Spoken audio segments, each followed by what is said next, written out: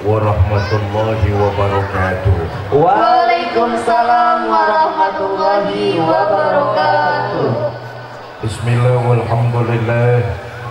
Salatu wassalamu ala Rasulillah Sayyidina Muhammad ibn Abdullah wa ala alihi wa sahbihi wa mawala, amma ba'du. Yang mulia para ulama, para kiai, para asatiz dan asatizah, wabil khusus pimpinan Pondok Pesantren Nurul Muhtadin Kiai Haji Awi Salwi madanallah bitulli hayatih. Yang saya hormati bapak-bapak pejabat pemerintah baik sipil, TNI maupun Polri, hadir di tengah-tengah kita Kodim Kabupaten Serang, Dewan Guru Pondok Pesantren Nurul Muhtadin, ibu bapak, saudara-saudara kaum muslimin yang saya cintai. Alhamdulillah berkat izin dari Allah, siang ini kita dapat bertemu dan berkumpul. Mudah-mudahan pertemuan kita siang ini mendapat curahan rahmah dan berkah dari Allah Subhanahu wa ta'ala. Minta tolong ehonya dikecilin saja, dimatikan, volumenya besarkan sedikit. Cek 1 2, volumenya besarkan lagi. Cek 1 2, dah cukup, makasih. Jangan dioprek-oprek lagi sudah. Bapak Ibu, saudara-saudara, waktu Nabi mau menyampaikan khutbah, beliau naik ke atas mimbar. Di anak tangga pertama sampai anak tangga ketiga, Nabi mengucapkan kalimat amin. Selesai khutbah, Nabi ditanya sama para sahabat, "Ya Rasulullah, tadi kami dengar Tuhan mengucap amin sampai 3 kali. Apa maksudnya ya Rasulullah?" Kata Nabi, malaikat Jibril turun. Jibril berkata, "Muhammad, saya akan doa 3 permintaan kepada Allah. Kamu aminkan doa saya." Bu, logika berkata, kalau malaikat Jibril yang berdoa, Nabi yang mengaminkan, doanya tembus aras. Sudah tahu doa malaikat Jibril? Bu, sudah tahu doa malaikat Jibril? Saya kasih tahu, tapi jangan bilang siapa-siapa ya. Pertama, doa malaikat Jibril, celakalah manusia yang tidak pernah mengingat salah dan dosanya, lalu tidak introspeksi mohon pengampunan Allah Subhanahu wa ta'ala. Nabi ngucap amin. Semua kita pasti pernah berbuat salah, benar apa tidak? Manusia yang terbebas dari salah dan dosa cuma Nabi kita Muhammad sallallahu alaihi wasallam. Kita ini manusia biasa, pasti tempatnya salah dan dosa, betul apa tidak? Karena itu jangan sampai termasuk orang yang didoakan malaikat Jibril sepanjang hidup tidak pernah mengingat kesalahan dan dosa, lalu tidak mengadakan pertobatan kepada Allah Subhanahu wa ta'ala. Celaka orang yang kayak begini. Nabi kemudian mengaminkan.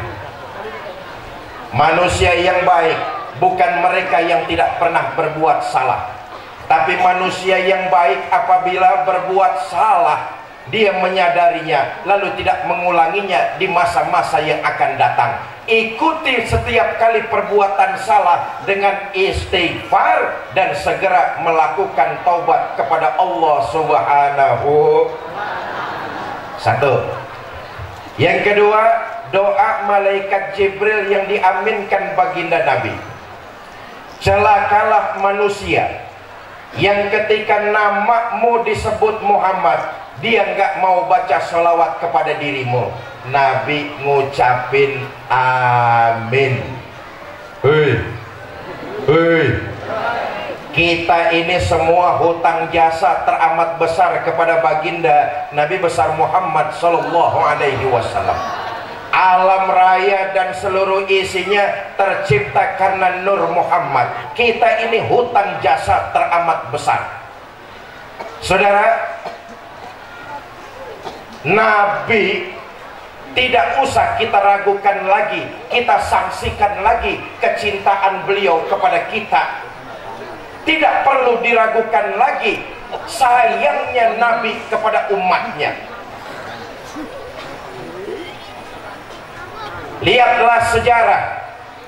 Ini tercatat bahwa dalam sejarah tidak ada seorang pemimpin pun di dunia ini yang cinta dan sayangnya kepada umat dan rakyat dari dunia sampai akhirat kecuali Nabi kita Muhammad sallallahu alaihi wasallam. Celaka orang yang ketika nama Nabi disebut dia nggak mau baca sholawat kepada beliau. Bagaimana mungkin di akhirat nanti kita mendapat syafaat, tapi kalau nama Nabi di dunia disebut kita nggak mau baca sholawat, padahal Nabi cintanya kepada kita dari dunia sampai akhirat. Nggak ada pemimpin di dunia ini yang sayang dan cintanya dari dunia sampai akhirat. Biasanya pemimpin-pemimpin kita kalau cinta pada saat-saat tertentu saja. Betul atau tidak? Kalau mau pemilu baru cinta sama rakyat.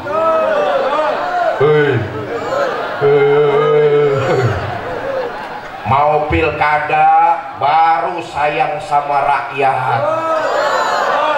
Selesai pemilihan, selesai sudah, tinggal rakyat aja tambah susah. Betul apa enggak? Nabi nggak perlu diragukan lagi cintanya kepada umat dan rakyat dari dunia sampai akhirat. Itu saya katakan kita ini hutang jasa teramat besar. Lihat sejarah, saudara. Untuk ukuran hidup orang Serang, Nabi itu hidupnya sederhana. Rumahnya kecil, tidurnya di atas pelepah daun korma, kadang-kadang sampai berbekas di pipinya yang mulia. Allahumma sholli wa sallim wa barik alaihi. Sayyidul mursalin, khotamun nabiyyin, penghulu para nabi dan rasul, tidur rumahnya sederhana, geletak, beralaskan daun korma sampai berbekas di pipinya yang mulia. Anak-anak saya, para santri dan santriwati, para santri, jangan berkecil hati kalian menimba ilmu di pesantren ini. Ibu dan bapak yang menitipkan anaknya di pondok pesantren Nurul Muhtadin, ini pilihan yang sangat tepat. Kenapa? Anak ibu, anak bapak di sini diajarkan hidup mandiri. Memasukkan anak kita ke pondok pesantren adalah pilihan yang sangat tepat. Kenapa? Di pondok pesantren anak kita disiapkan mentalnya untuk nanti keluar dari pesantren mengabdi di tengah-tengah masyarakat. Makanya tadi saya bilang sama Pak Kodim tuh, santri ini sama tentara nggak ada bedanya. Tentara begitu keluar dari asrama dia mengabdi di tengah-tengah masyarakat. Santri begitu keluar dari pesantrennya dia mengabdi di tengah-tengah umat. Nggak ada bedanya. Makanya santri sama tentara kudu akrab. Lihatlah Panglima Besar Jenderal Sudirman. Beliau itu santri tulen. Beliau itu guru ngaji. Ada keterkaitannya, sama-sama digembleng untuk siap ketika turun ke masyarakat menjadi orang-orang yang berguna. Kalian anak-anak saya para santri, insya Allah hidup kalian nanti akan jauh lebih berkah. Amin. Dan jadi santri merupakan satu kebanggaan. Anak-anak saya para santriwan santriwati, menyandang predikat santri merupakan sebuah kebanggaan. Saya Dari dulu sampai sekarang, bahkan sampai menutup mata nanti, saya tetap jadi seorang santri.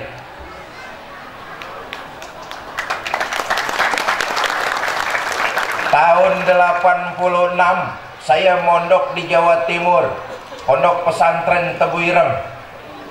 Tahun 90 melanjutkan di Asidikiyah Kedoya, Jakarta Barat.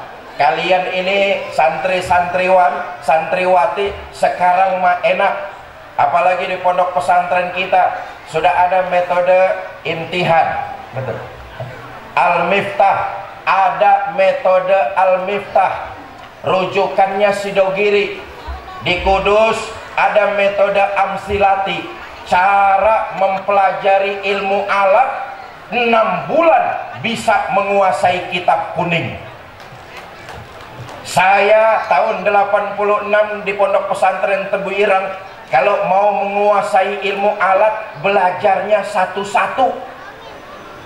Mulai dari jurumiyah, al-kalamu huwal lafzul murakabul mufidu bil wad'i, aksamuhu ismun wa fi'lun wa harfun ja'a li makna. Tasrifannya fa'ala yaf'alu fa'lan wa maf'alan. Kalau kalian sekarang sudah ditemukan metode-metode seperti itu, lebih cepat menguasai ilmu alat, dalam waktu 6 bulan kalian sudah menguasai, bisa membaca kitab kuning. Maka pilihan jadi santri adalah sebuah kebanggaan. Hei, anak-anak saya, para santri, insya Allah hidup kalian jauh lebih berkah. Saya belum pernah dengar ada santri hidupnya belangsak. Belangsak, tahu orang sini belangsak? Belum pernah saya dengar ada santri hidupnya belangsak. Insya Allah jadi santri hidupnya berkah.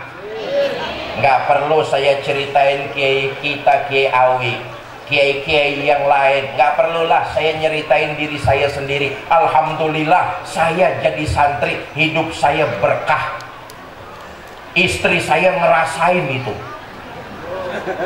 Mau buah-buahan nggak pernah beli, mau sayur-sayuran ada saja panitia yang bawain.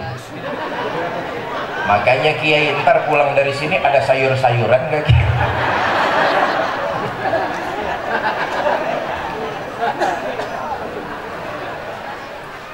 Nah, kalau kalian sekarang ini menimba ilmu di pesantren Nurul Muhtadin, tidur geletak, tidurnya geletak nggak di sini nih?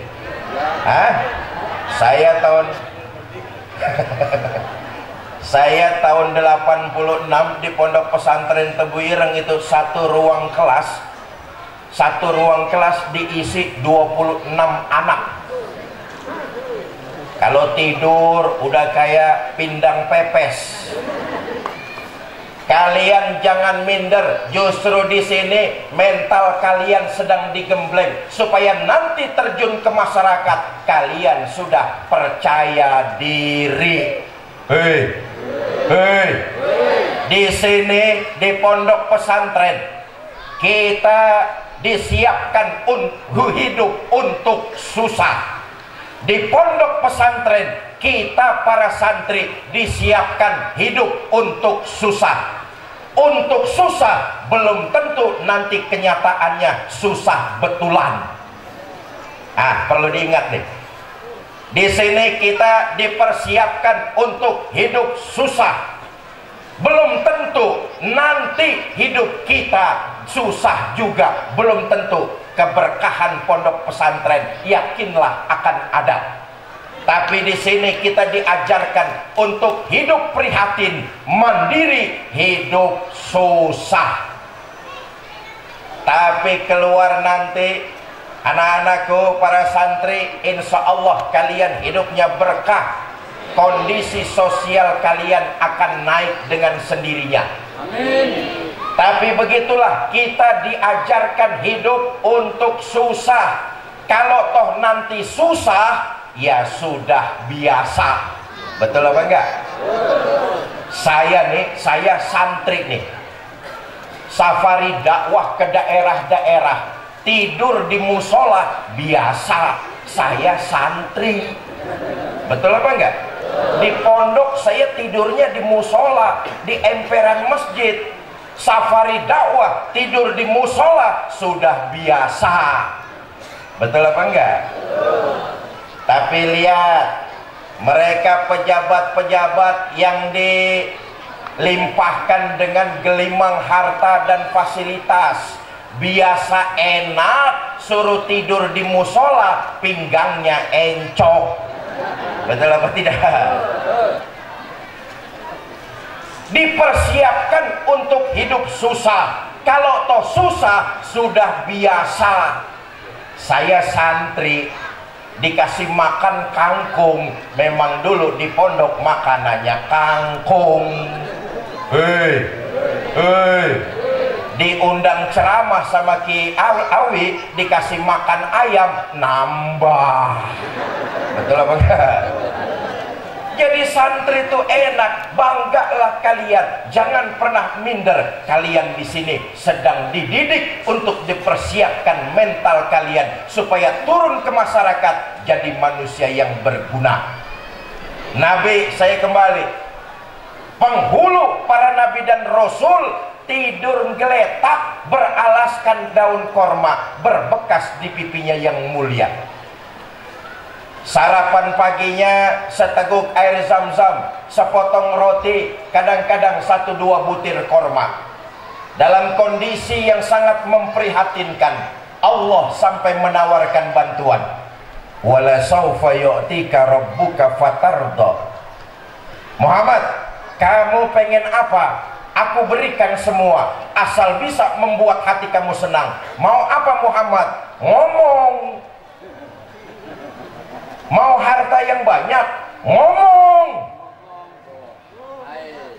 Mau jabatan yang tinggi? Ngomong. Mau pangkat yang luas?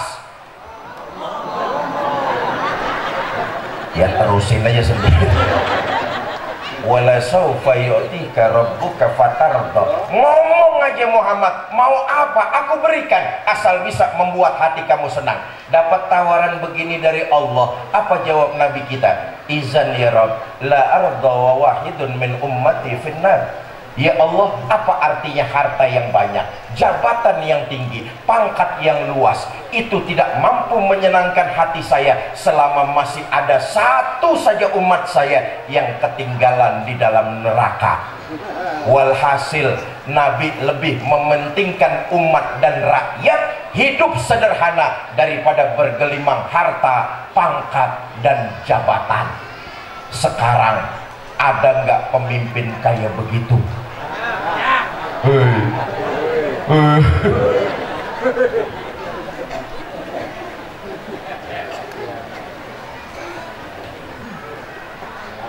Yang berikutnya, jangan kita ragukan lagi kecintaan Nabi kepada kita. Sekarang kita hitung, kita renungkan timbal baliknya kita kepada baginda Nabi itu apa. Yang kedua, bukti cinta Nabi nih, saudara. Menjelang ajal beliau, sebelum ruh terpisah dari jasad, 3 kalimat yang terlontar dari bibir mulia baginda Nabi. As-sholah, as-sholah, sholat, dirikan sholat. An-nisa, itakun nisa, wanita, lindungi, hormati, muliakan kaum wanita. Yang ketiga, ummati, ummati. Ayo kita lihat. Di akhir hayat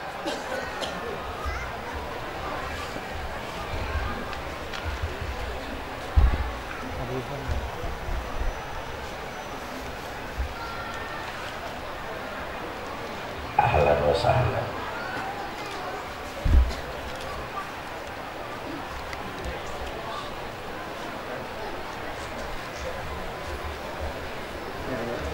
Mangga ya.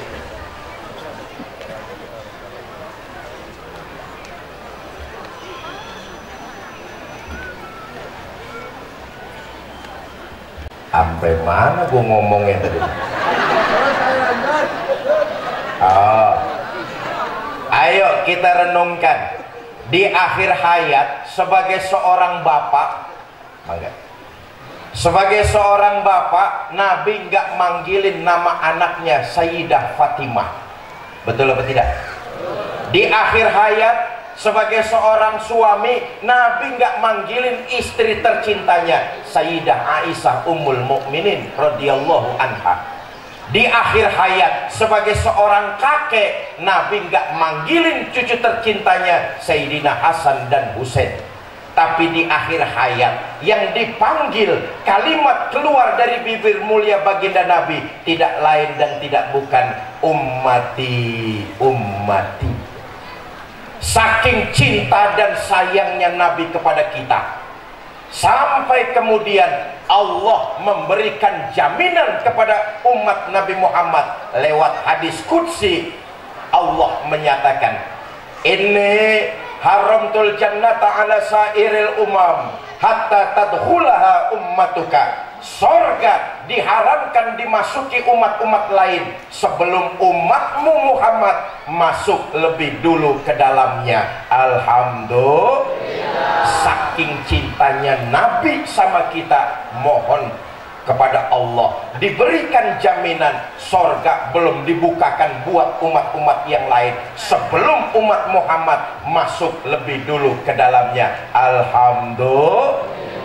Saudara, kita ini umat baginda Nabi, jangan berkecil hati.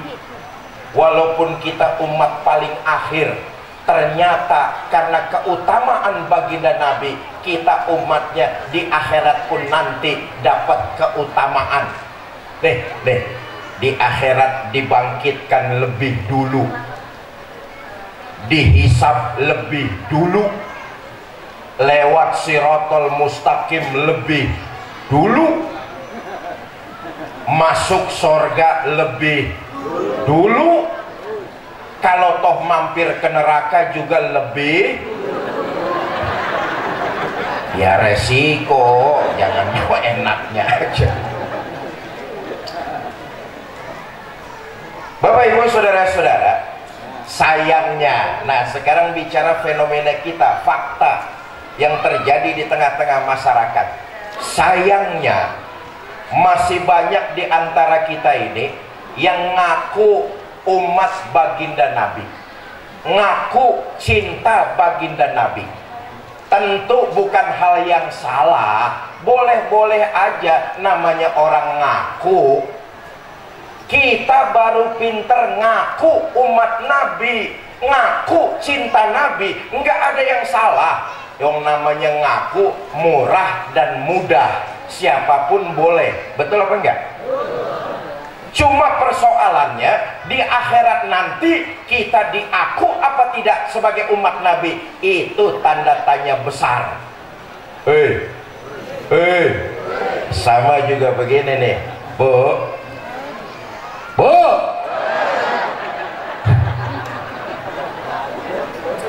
Saya tanya ibu-ibu nih, ibu kenal sama Jokowi nggak?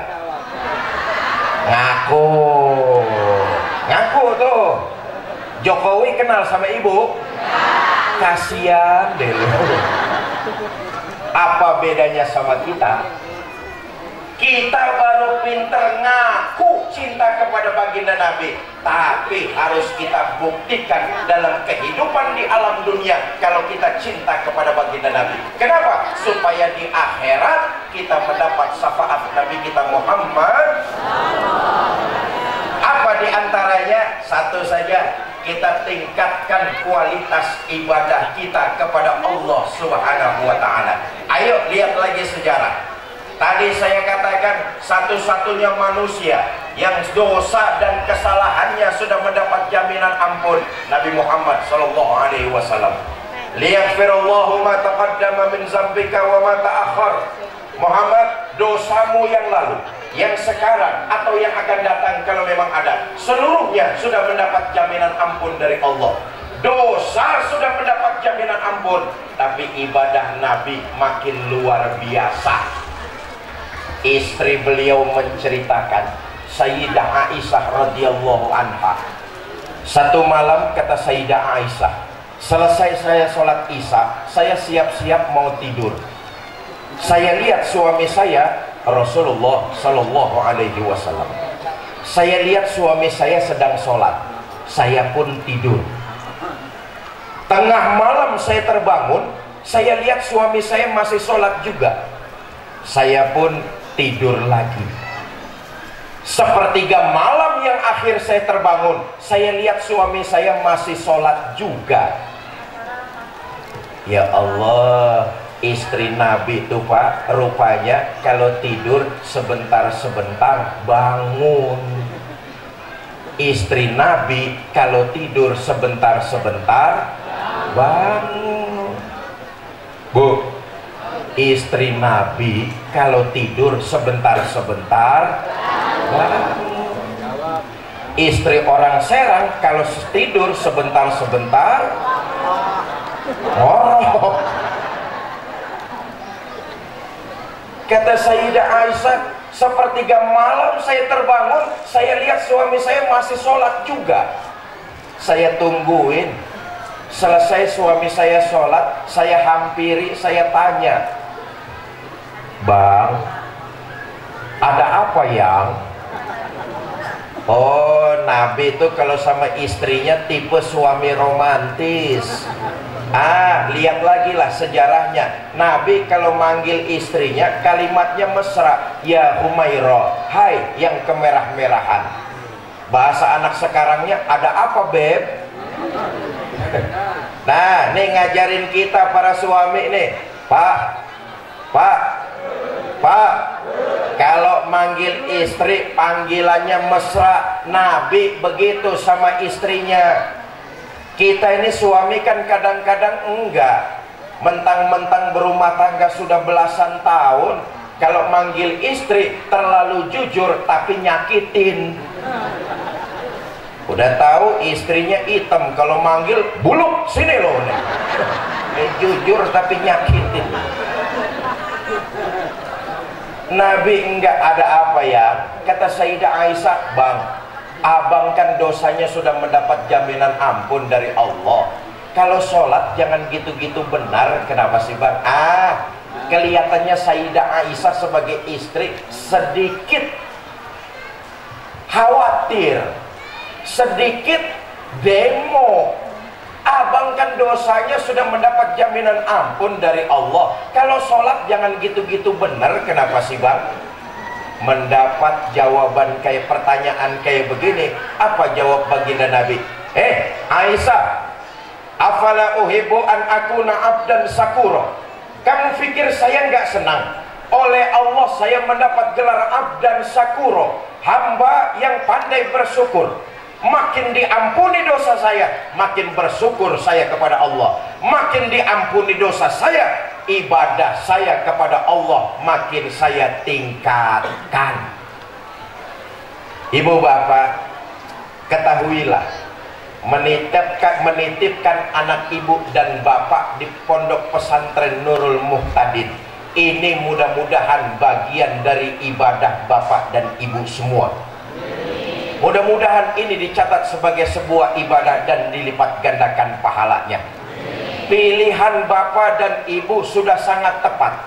Anak dititipkan di pondok pesantren bukan cuma diisi otaknya, tapi dimantapkan hatinya dengan ajaran iman kepada Allah Subhanahu wa Ta'ala. Itu tadi yang saya bilang, mudah-mudahan ini dicatat sebagai sebuah ibadah kita semua dan dilipat gandakan pahalanya. Amin. Karena itu cinta kepada baginda Nabi, tingkatkan kualitas ibadah kita.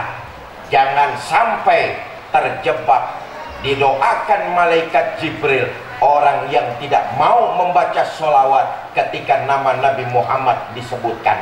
Dua.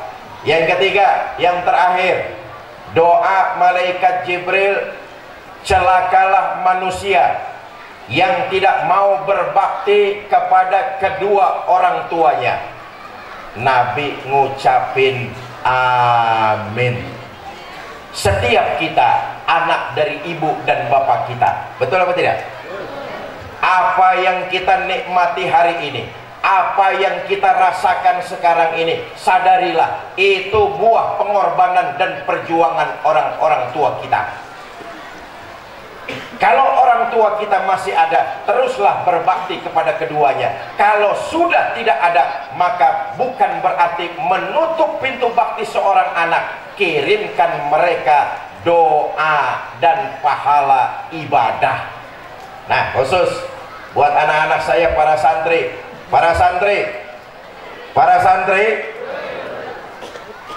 Allah yarham Ki Haji Ishak Latif, guru saya di Pondok Pesantren Tebuireng. Ketika lulusan, beliau berpesan kepada kami santri-santrinya ketika itu. Beliau berkata, para santri, ketahuilah, hidup kalian bisa jadi berkah karena dua orang. Pertama, ibu dan bapakmu. Berbaktilah kepada mereka semua. Nah, anak-anak saya, para santri, kalau kalian hidup mau berkah, berbaktilah kepada ibu dan bapakmu. Yang kedua, Allah yarham Ki Ishak berkata kepada kami santri-santrinya saat itu, yang kedua, yang bikin hidup kita ini jadi berkah itu karena doa dari guru-guru kita. Memuliakan guru-guru itu bagian dari keberkahan yang insya Allah kita dapatkan. Nah, dalam hidup kita jelas ada dua ini. Kalau kita mau berkah, berbaktilah kepada kedua orang tua. Yang kedua, muliakan guru-guru kita. Tengoklah dalam kehidupan, bekas orang tua ada apa tidak? Bekas orang tua ada apa tidak? Selamanya dia akan jadi orang tua kita, selamanya. Maka bekas orang tua nggak akan pernah ada. Muliakan, berbakti kepada mereka, ambil berkahnya. Yang kedua, bekas murid, bekas guru ada apa tidak? Bekas guru ada apa tidak? Sehebat apapun nanti kalian berkarya di tengah masyarakat, jadi orang alim pun sekalian, ketahuilah, yang membina kalian, yang membangun kalian, yang mengajarkan kalian adalah guru-guru yang mengajar di Pondok Pesantren Nurul Muhtadin. Sehebat apapun kalian nanti, jangan pernah kurang ajar dengan guru-guru kalian. Keberkahan ada di situ. Jelas? Saya ingat betul praktek kenyataan yang saya alami. Allah yarham Ki Haji Zainuddin MZ, abah saya. Beliau salah satu murid dari Allah yarham Ki Haji Idham Khalid, Pondok Pesantren Darul Ma'arif di Cipete. Tahun 84, ketika beliau sedang dakwah di Dumai, saya ikut waktu itu. Ketika dakwah di Dumai, mestinya safari dakwahnya sampai beberapa hari, antara 3 sampai 4 hari.